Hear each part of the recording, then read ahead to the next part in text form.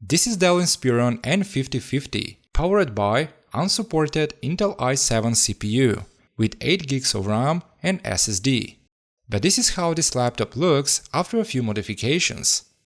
This laptop is good enough for some older or mid-range games and work great under Windows 10. But except Windows, this laptop works great under the latest macOS Mojave. Hey, what's up everyone, I'm Andrew, and in this video I'm going to show you how basically from junk I made one pretty good laptop. I got this Dell N5050 on auction for about $30 but I got it in a half functional condition and with pretty low specs. Actually, when I got this laptop, it has Intel Celeron B850 CPU running at 1.6 GHz. Also, I got this laptop without hard disk, probably because some security reasons, and without RAM. But after I got this laptop, I tested and I found a few more issues. First, the keyboard is not working, and second, the battery is not working also. But except these few issues, this laptop was in a pretty bad cosmetic condition. There's a lot of scratches over the case, a lot of dust from the inside, there is a rust over the metal components, and over the case and the display there's some dots, probably some color or something. Well, let's start and give this laptop a big boost and a new life. Because I'm going to clean this laptop and make some upgrades, first I will start with disassembling. Disassembling this laptop isn't hard at all. There is some screws from the bottom side, some screws under the keyboard and few screws on the motherboard. Also, if you have no experience with some laptop and if you want to do something, then for the guide you can check the YouTube. On YouTube, you can find guide for almost any computer. Also, I wanna tell a few tips. If you're going to disassemble some laptop, turn attention to all screws, because always there's some hidden screws. Always check twice before you do something. And especially be very careful with all cables from the inside. The cables from the inside are very thin and you can easily cause some damage. And if you're going to remove something, don't pull heavy and be very careful.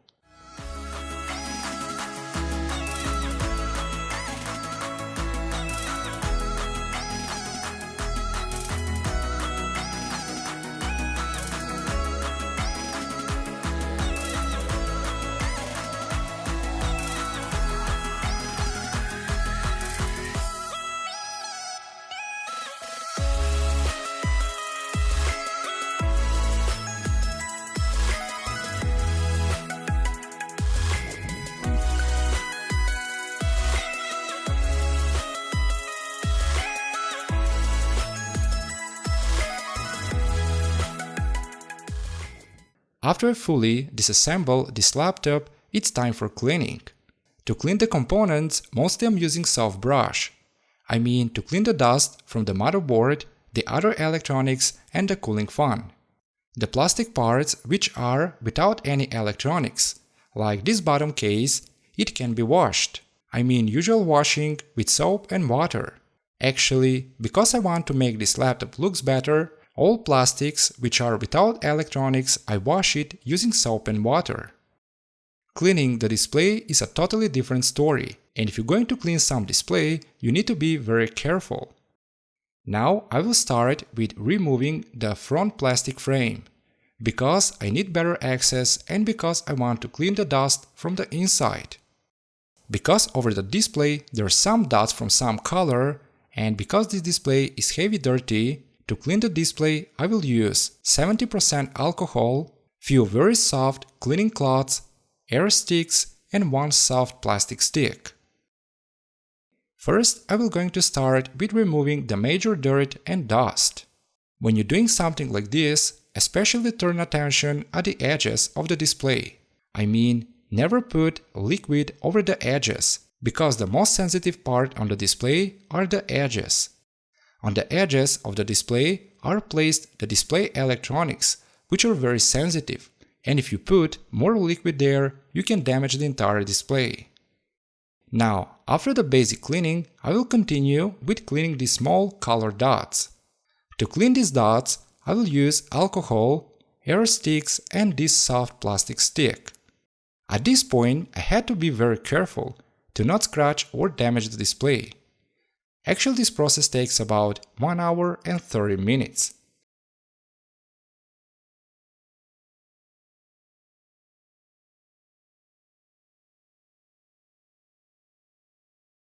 And as finish, I will use a very soft cleaning cloth and very soft makeup brush. These makeup brushes are perfect to clean some sensitive touch, like displays, other sensitive electronics, or even camera lenses.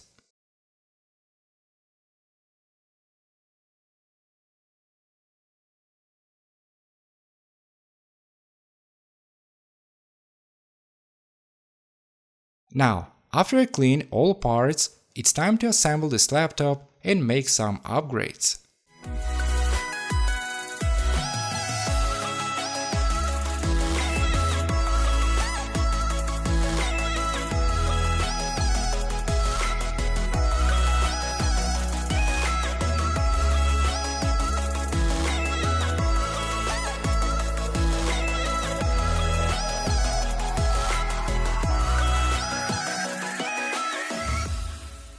Now this laptop is basically half assembled, and it's time to make some upgrades. When I've checked the official specs, I saw that this Dell N5050 maximum supports 2nd generation 35W Intel i3 and Intel i5 CPUs. But there's another great thing. Some of these Dell models are very flexible about upgrades. I got this Dell N5050 with Intel Celeron B850 CPU. This CPU is 2-core 2 threads, running at 1.6 GHz. Basically, this is pretty slow CPU.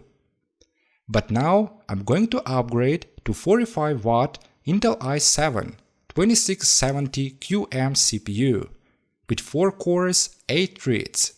The base frequency is 2.2 GHz and the turbo frequency is 3.1 GHz. Actually, these two CPUs are with same socket and they're working on the same chipset. This Intel i7 CPU I take out from another laptop that I buy on the same auction and it cost me 10 euros, or that's about $11. But I got this laptop in a very bad condition. Actually, I got just the bottom part only. The display, I mean the entire upper part, is missing. This laptop basically is curved, like curved display, probably is hit with hammer or something, and it's impossible to be repaired. But from this laptop, I take out two very great things. First, the Intel i7 CPU, and second, I got 8 gigs of RAM. Because I want better performance, instead using hard disk, I've decided to go with SSD. This is 120 gigs Kingston SSD. Maybe it's a low capacity SSD, but it's pretty fast and this is very budget SSD. Now before I place the upper case, I will go to make some modifications. Actually, I done these modifications because I want to cover the scratches over the case and because I want to make this laptop looks better. Over the upper case, I stick black carbon skin. This is a little bit more quality and thick skin, and mostly is used on cars or bikes. I choose quality and thick skin because will last longer, is easy to apply, and I won't have problems with air bubbles. Okay, now let's fully assemble this laptop.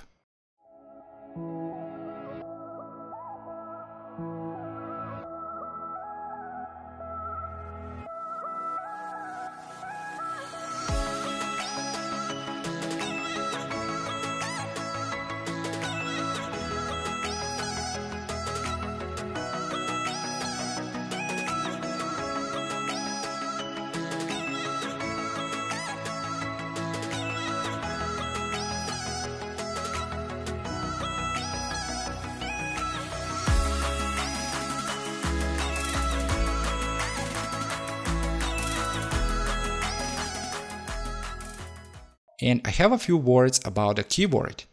After I clean the keyboard starts working, but not the entire keyboard. The keys 5 and 6 and the delete button is not working. But however, for $11 including shipping, I found and I ordered a brand new keyboard for this laptop. Now let's move on the final modifications. Because the top side of the laptop has some scratches and because I want better look, over the top side I stick red carbon skin. I choose the red skin because I want some difference and simply red and black combination is looking pretty cool. And as final modification, I made one small alien logo. This logo I made it from acrylic and over the logo I stick black carbon skin.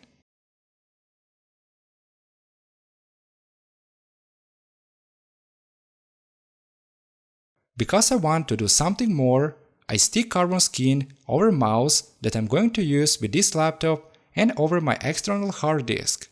Actually with this I made the entire setup. And basically these are all modifications that I make on this laptop. Now let's move on the operating systems, I mean Windows and Mac. First I will start with Mac. In this video, I will show the basic guide how to install the macOS on this laptop. Also, I'm going to provide all files that I use including my EFI partition. First, let's start with creating the USB installer. First, let's start with erasing the USB. Now, to erase the USB, let's go in Disk Utility.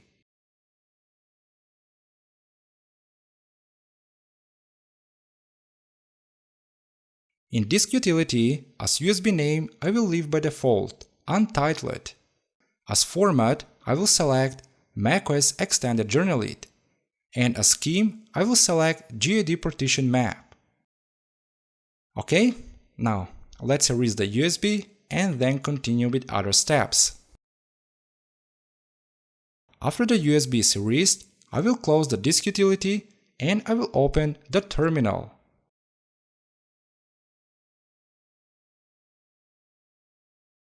Now, in terminal, to start with creating the USB installer, I will going to use a terminal command. Also, this command will be available with other files in the description.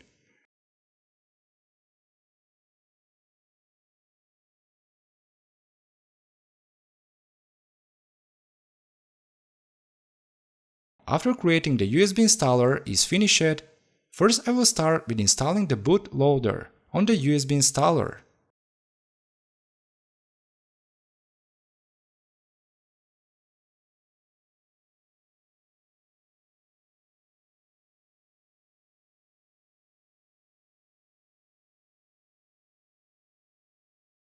Because I'm going to install the macOS as legacy, in bootloader I will choose legacy options. First, I will choose Install Clover in the ESP. Under boot sectors, I will select Install Boot 0 AF in MBR.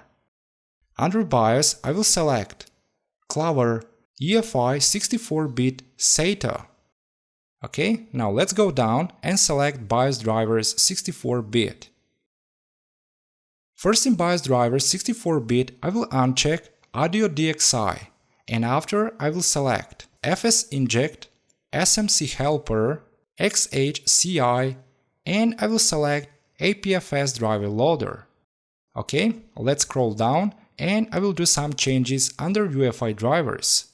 Under UEFI drivers, I will uncheck Audio DXI also, and except these basic options, I will select APFS driver loader, Aptio memory,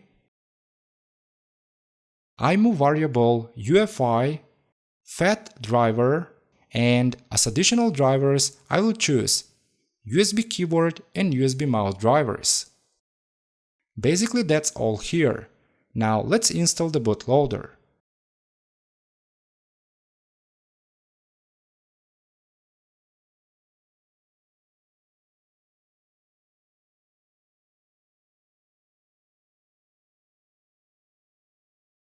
After installing the bootloader, now I will navigate to EFI partition, EFI folder, Clover folder, Kex folder, and Other folder. In Other folder, I will copy the basic kexts, like fake SMC and the other basic kexts. And basically this is all about how do I create the USB installer. Now, before I eject the USB, I will going to create a new folder, post install, and in this folder I will copy all these files, because later I will going to use all these files to set up the macOS.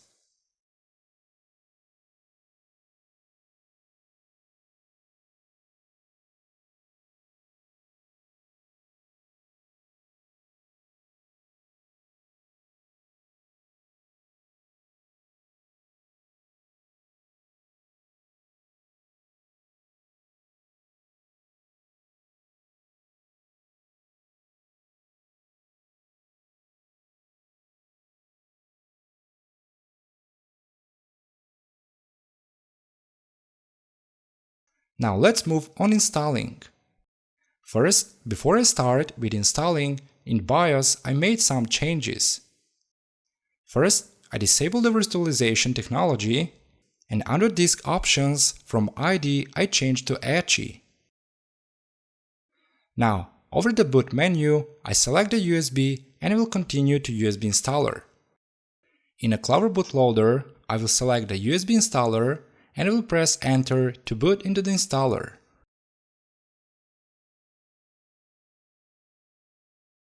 Now, inside installer, first I will select the language and then I will continue to disk utility.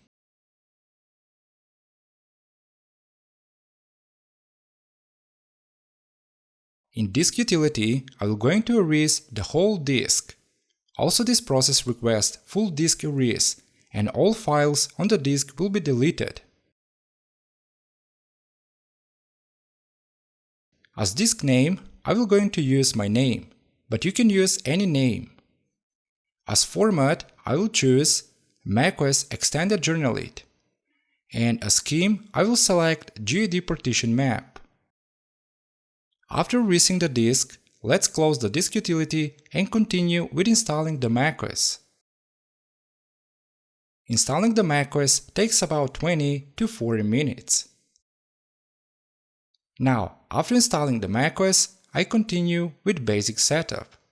I mean, selecting the language, the keyboard, doing the basic settings and creating the computer account.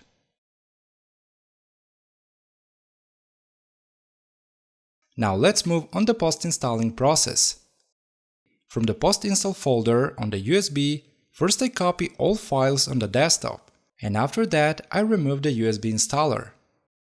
First I will going to install the bootloader, and in bootloader I will use exactly the same options like creating the USB installer.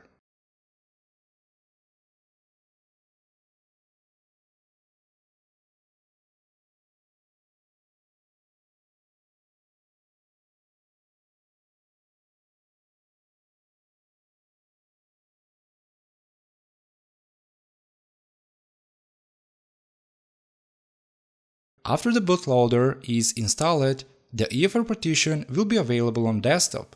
Now, I will navigate to EFI partition, EFI folder, Clover folder, Kex folder, and Other folder.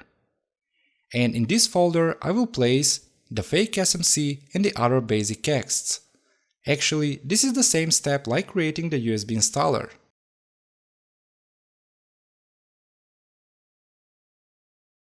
Now, let's go back into the Clover folder, and in this folder I will open config.plist via Clover configurator. In Clover configurator, under ACPI I will leave by default, but for now. Actually, I will leave by default all things to the RT variables. Under RT variables, under CSR active config I will place 0x67. Okay, now let's go to SM BIOS. Under SM BIOS, I will select the system definitions. Because this laptop has Intel i7 CPU, as system definitions I will choose MacBook Pro system definitions. But I will choose MacBook Pro which has Intel i7 CPU, and I will go with newer system definitions.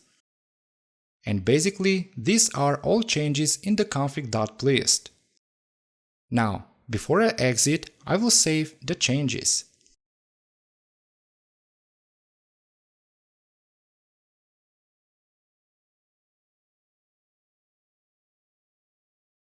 Now let's move on. How do I install the other drivers, like the GPU drivers, the Wi-Fi drivers, and the others? To install the drivers, I used Kex Utility. Kex Utility is a very simple tool, and installing the drivers is very simple.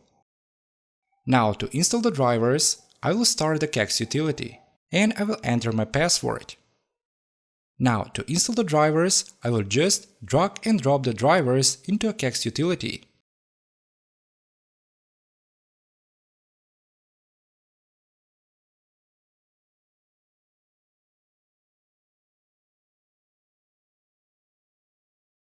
Now, after placing the drivers, the Kex utility will ask for password again. And after that, I just need to wait until installing is finished. Basically installing the drivers, it's very simple and easy. Using this way, I install the GPU drivers, the Wi-Fi drivers, the audio drivers, the battery drivers, and the keyboard and the trackpad drivers. However, after installing all drivers, I faced with two issues. First, the trackpad is working slowly, and second, the brightness are working at 50% and I cannot change it. When I checked the trackpad in System Preferences, the trackpad was blank. Simply, I didn't have control over the trackpad. But this issue I fixed it on a very simple way. I copied the trackpad from my current MacBook, and then on this laptop I go to My Disk, then System folder, Library folder, and Preference Pans folder.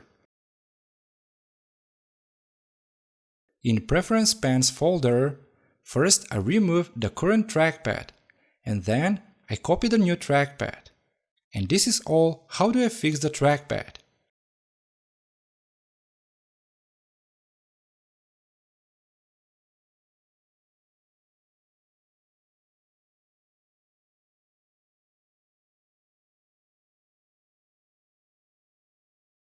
Now let's move on the brightness. The brightness are also easy to fix, and this method works with almost all supported Intel HD graphics. Now I'm going to show you how I fix the brightness. First, I go to My Disk, then Library folder, and Extensions folder. In this folder, I copy the brightness text only.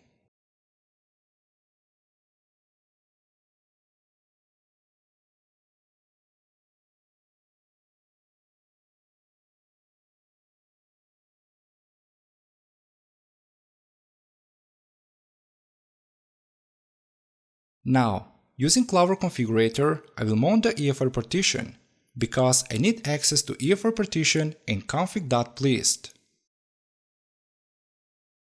Now, in EFR partition, I will open the config.plist via Clover Configurator.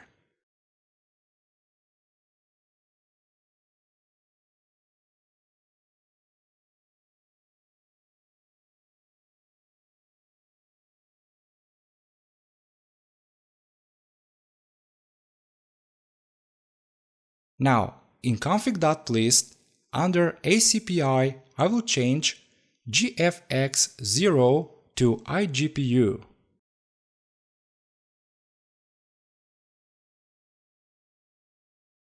Okay, now I will go to kernel and kex patches.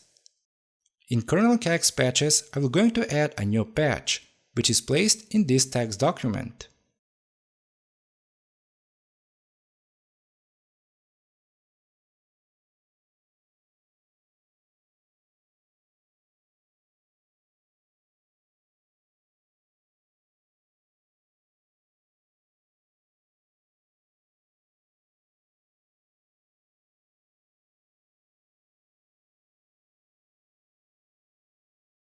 After making these changes in the config.plist, I will save the changes and will close the Clara configurator. Now in Clara folder, I will go to ACPI folder and then patched folder. And in this folder, I will going to copy ssdt.pnlf.aml file.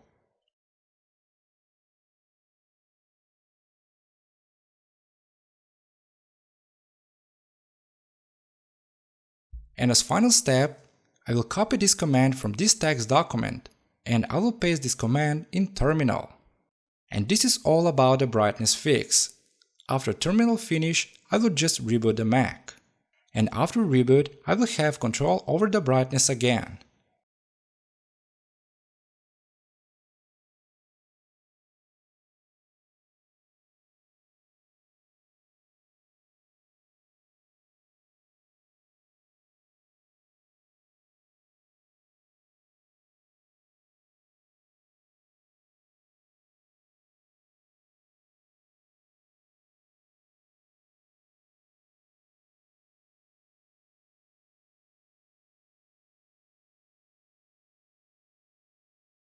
And this is all about what I do about running Mac on this laptop. The macOS on this laptop is working pretty fast and pretty well, and everything is fully functional.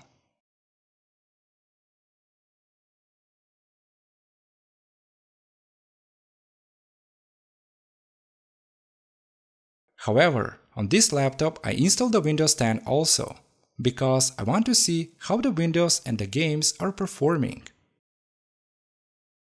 The Windows 10 is incredibly fast, and everything is working well. About games, I try to play Fortnite and few other games. The Fortnite is running pretty slow, but isn't impossible.